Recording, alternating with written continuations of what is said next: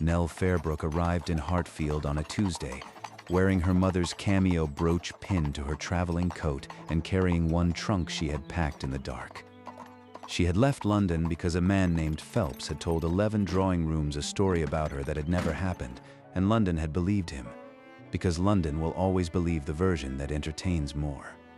She was 23, not ruined in any way that mattered, and heading for her Aunt Margaret's cottage at the edge of a village she hadn't visited since she was 9. The irony, and there was irony though Nell would not appreciate it for some weeks, was that she had chosen the one village in England where that brooch would be recognized, not by the aunt, not by the village, by the man on the neighboring estate who never spoke to anyone unless the situation genuinely required it.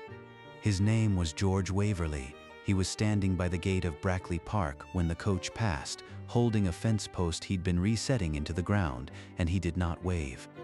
Aunt Margaret was small, brisk, and not given to pity. She opened the door, looked at Nell's trunk, looked at Nell and said, "The room upstairs has clean sheets, the garden needs weeding, and we don't discuss London at supper." I can manage all 3. Margaret almost smiled, almost. She stepped aside, and that was that. Nell could have wept with gratitude. She didn't. She carried her trunk upstairs and unpinned the brooch and set it on the nightstand, the way she always did, the last thing off at night, the first thing on in the morning. She had done this since her mother died. The brooch was not valuable.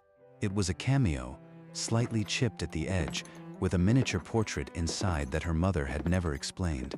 It was, in fact, the most important object in this story, but we'll get to that. George Waverley had not always been the owner of Brackley Park. That had been his brother William, older, more sociable, better with people. William had died 2 years ago.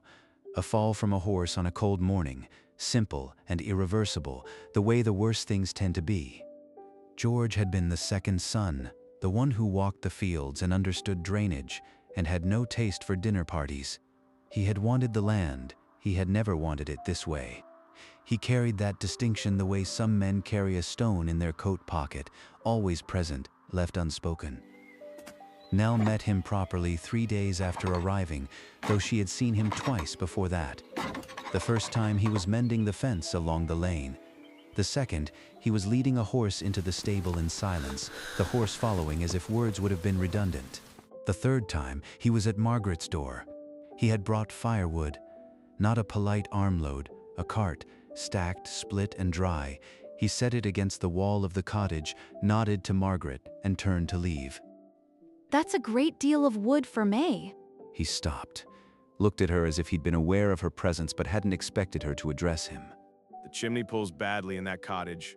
It'll need more than you think, even in summer. He left. That was the entire conversation. Over the next fortnight, Nell learned the shape of George Waverley's life by watching what he did rather than listening to what he said, because what he said could fit on a calling card with room to spare. He managed Brackley Park alone, without a steward, which the village found peculiar. He attended no assemblies, accepted no invitations, and returned social calls only when someone's roof needed mending or a lamb had gotten stuck in a ditch. He had, according to Margaret, done more for the tenants and the village since William's death than William had done in the decade before it, and none of it involved saying more than 6 words at a time. She also learned, not from him, never from him, that he had not forgiven himself for being the son who survived. Margaret said it plainly one evening, as she said everything. George loved the land, William didn't. William rode too hard, drank too much, and treated the estate like an inconvenience that happened to other people. When he died, George got what he'd always wanted and hated himself for having it. She picked up her sewing and added, "He's been punishing himself with silence ever since." That's a terrible thing to carry. Margaret looked at her over the sewing, then back down at the needle. She said nothing, which was Margaret's way of saying, "Yes, it is, and you noticed, and I noticed that you noticed." The village itself was kind to Nell. They knew Margaret. They trusted Margaret. And a niece visiting from London was interesting enough to earn a plate of biscuits from Mrs. Holt and a standing invitation to Sunday supper at the vicarage. Nobody asked about London. Nell suspected Margaret had made arrangements. What Nell noticed about George, and she kept this observation strictly to herself, was that he listened to walls and fences and gates the way some men listen to music. He would run a hand along a beam and know where the rot was. He would look at a field and see what it needed before anyone described the problem. He did this for Margaret's cottage too, a hinge fixed, a gutter realigned, the garden wall reinforced where it leaned. He said nothing about these repairs, expected no thanks. Nell would come downstairs and a hinge would work, or a gutter would hang straight, and Margaret would say, "George came by," with the tone of someone reporting weather. One morning, Nell found a new latch on the garden gate. The old one had stuck, and she'd mentioned it to Margaret over tea. Not to George, not within earshot of anyone who might relay it to George. He must have overheard, or Margaret must have said something. Either way, the latch worked perfectly, and there was no note, no visit, no expectation of gratitude. She stood at the gate, opening and closing it 3 times, thinking about the kind of man who fixes things without needing to be seen fixing them. If you're enjoying this so far, leave a like, or drop a comment and tell me where you're listening from. It's a small thing, but it helps the platform recognize that this kind of story is worth finding. On the 14th day, Nell was reading in the garden when she heard him on the other side of the wall, resetting a stone that had come loose. She stood up, looked over, and said, You could knock, on the door, like a person. He looked up. There was dirt on his hands and what might have been amusement on his face. Not a smile, exactly, but the architecture of one. I did knock. You were reading. I didn't hear you. I know. That's why I started on the wall. She laughed. It surprised both of them. He went back to the stone. She went back to her book, but she read the same page 3 times, and when she finally looked up again, he was gone, and the wall was finished, and the mortar was still damp in the joints. That evening, she told Margaret about the exchange. Margaret looked at her over the rim of her teacup and said he doesn't joke. Not with anyone, not since William. She took a sip and added nothing further, which was Margaret's way of saying a great deal. The letter arrived on a Wednesday, 3 weeks after Nell's arrival. It was not addressed to her. It was addressed to Mrs. Aldridge, who ran the draper's shop and served as Hartfield's most efficient distributor of information. The letter came from Mrs. Aldridge's cousin in Mayfair, and it contained, among other things, an account of a Miss Fairbrook who had publicly humiliated a Mr. Phelps at the Granger ball by accepting his proposal and then denouncing him in front of the entire room. None of this had happened. Nell had refused Phelps privately, in a hallway with no witnesses, because the proposal had come with conditions that would have given him control over her inheritance and her movements for the rest of her life. He had taken the refusal and rebuilt it, detail by invented detail, until the story stood on its own and she couldn't dismantle it without making it worse. By Thursday, the village had reorganized itself around the new information. 3 women who had smiled at Nell on Monday now looked through her at the market. Mrs. Holt did not bring biscuits. The vicarage invitation was not repeated. At the draper's, Mrs. Aldridge served her with the particular courtesy reserved for people one intends to discuss the moment they leave. On Thursday afternoon, Nell walked to the village to buy thread. Mrs. Holt was in the lane outside the shop. She had always stopped to talk before, about the weather, about Margaret's garden, about whatever small thing filled the space between 2 women who were becoming friendly. This time she nodded, said good afternoon, and kept walking, and the space she left behind was the exact shape of the conversation she had chosen not to have. Nell bought the thread. She walked home. She sat in the garden for a long time, the sewing box closed on the bench beside her. Margaret said nothing about it over supper. She served the soup with the focused attention of a woman choosing not to say several things at once, but she refilled Nell's bowl without asking, which was her version of an embrace. George heard it from the farrier on Friday morning, who mentioned it while shoeing a horse, sideways, while doing something else entirely. That same morning, George came to Margaret's cottage. He replaced a rotted windowsill on the east side. It was a job that took 4 hours. He worked in his usual silence, and when Nell brought him water at midday, he took the cup, drank it standing, and said, The wood on the south side will need doing before autumn. Nothing in his manner had changed, not the angle of his body, not the economy of his words, not the steadiness with which he held her gaze when she handed him the cup.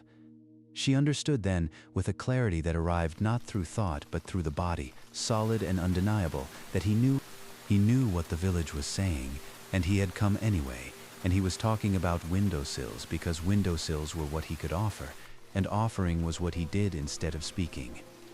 She went inside and cried. Not because of the village, she'd expected that sooner or later, because of the windowsill. The following Tuesday it rained, not the polite English rain that suggests an umbrella might be wise, but the committed kind that cancels plans and rearranges entire afternoons. Nell had walked to Brackley Park to return a hand saw Margaret had borrowed. She could have waited for a dry day, and she knew that, and she went anyway, and she did not examine that decision too carefully. She made it halfway up the drive before the sky opened, and she ran for the nearest cover, which was the stable. George was already there, brushing down a horse. The stable was warm and dry, and smelled of hay and leather and the old wood of a building that had stood for longer than either of them had been alive.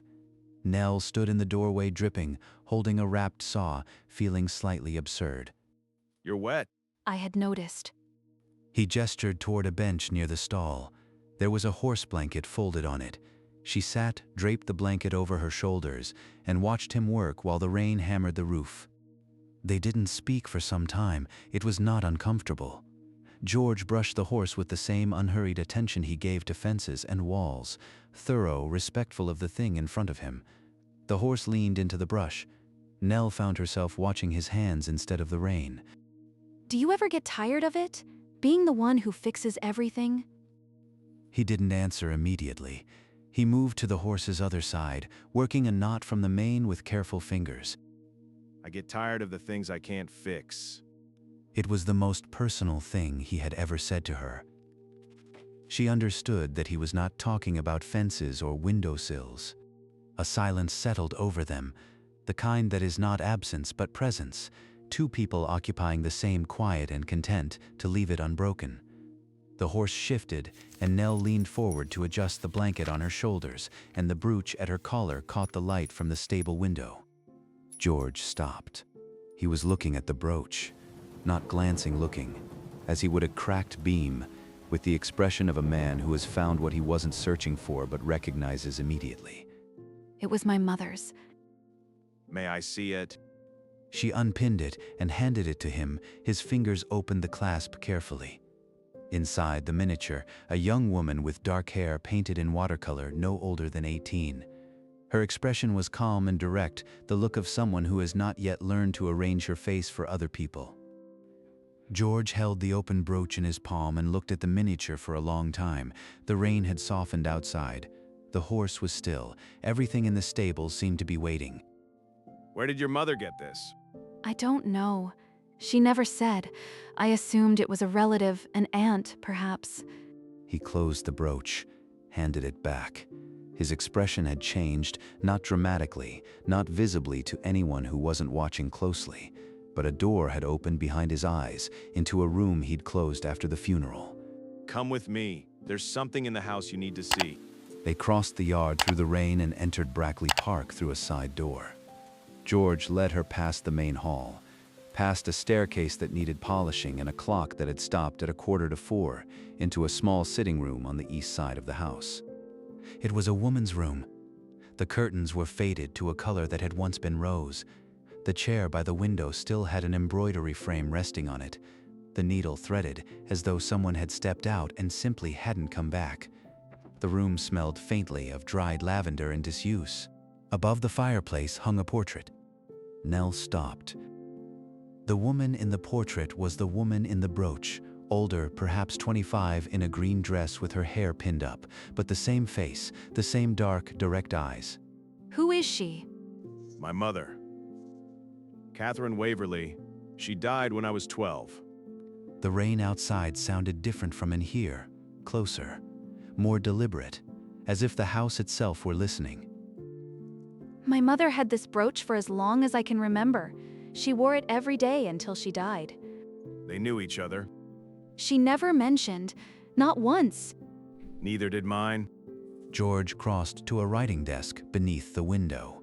He opened the bottom drawer, the one that sticks, that he hasn't opened in 2 years because it contains his father's papers, and his father's papers contain things George has spent 2 years not being ready to face.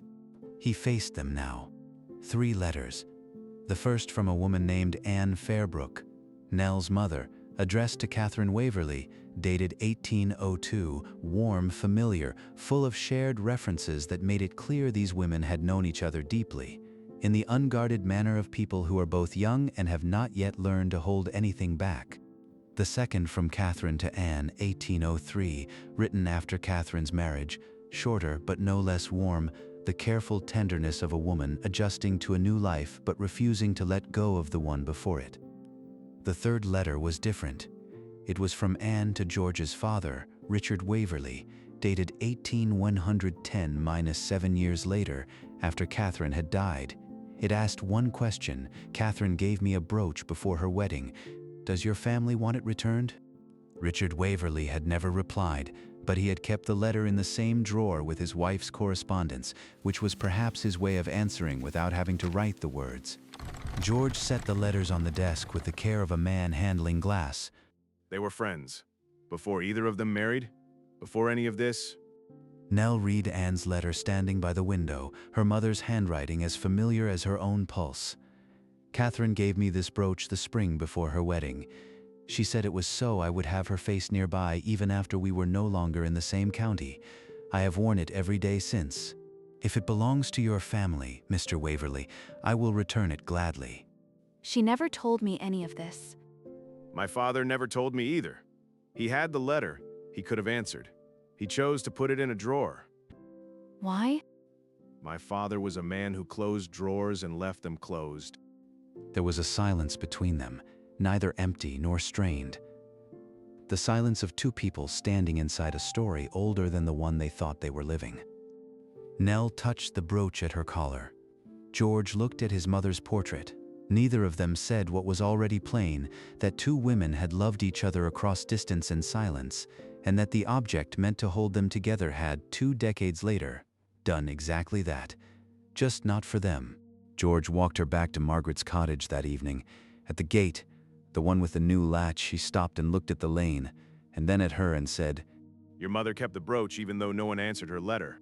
She did. That tells you something about the kind of woman she was. He turned and walked back toward Brackley Park. Nell watched him go, a man moving through the last light with the unhurried stride of someone who has just decided to stop closing drawers. The assembly at Hartfield was held on the first Saturday of June. George Waverley had not attended one in 3 years. This was known. This was accepted. This was simply the way George was, and the village had long stopped expecting him to walk through that door. He walked through it at 8 o'clock, wearing a coat that had clearly been brushed for the occasion, and crossed the room to where Nell was standing alone near the window, because the village had decided she was the woman from the scandal, and scandals require a perimeter of empty floor.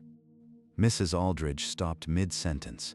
The vicar's wife set down her glass. Mrs. Holt turned so quickly she nearly lost her shawl. George did not make a speech. He did not correct the gossip.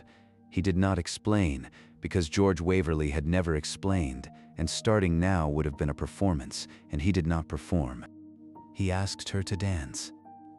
In a village that had watched him grieve in silence for 2 years, the act of asking anyone to dance was already extraordinary. Asking the woman they had collectively decided to avoid was an act the room would discuss until harvest. Nell looked at his hand, extended, steady, patient. The same hand that fixed fences and carried firewood and opened a brooch with the care of someone handling a living thing. You don't have to do this. I know. They'll talk about you too. They already talk. This gives them something better to say. She took his hand. They danced. Not well. George had memorized the steps but couldn't trust the music, and Nell was too aware of every pair of eyes in the room to find the rhythm on the first turn. But they danced. And the village watched a man who had stopped participating in anything ask a woman they had decided to exclude to be the reason he came back. The second dance was better. He held her closer, not forward, not presumptuous, but with the quiet certainty of someone who has made a decision and does not intend to revisit it. She stopped watching the room. Somewhere between the third and fourth turn, his hands settled at her waist and stayed there, and she let it, and neither of them pretended that this was about the music. When the set ended, Mrs. Holt crossed the room and said something to Margaret about the weather. It was not about the weather. It was about the fact that George Waverley had danced with Margaret's niece twice, and was standing beside her, as though he intended to stay there, and Mrs. Holt was recalculating her position on the scandal, as women do when a landowner is involved. Margaret accepted the weather conversation evenly. She had always been good at letting people reverse themselves and pretend they hadn't. Afterward, outside, the evening smelled of cut grass and warm stone, and the last slow light of a day that had refused to end.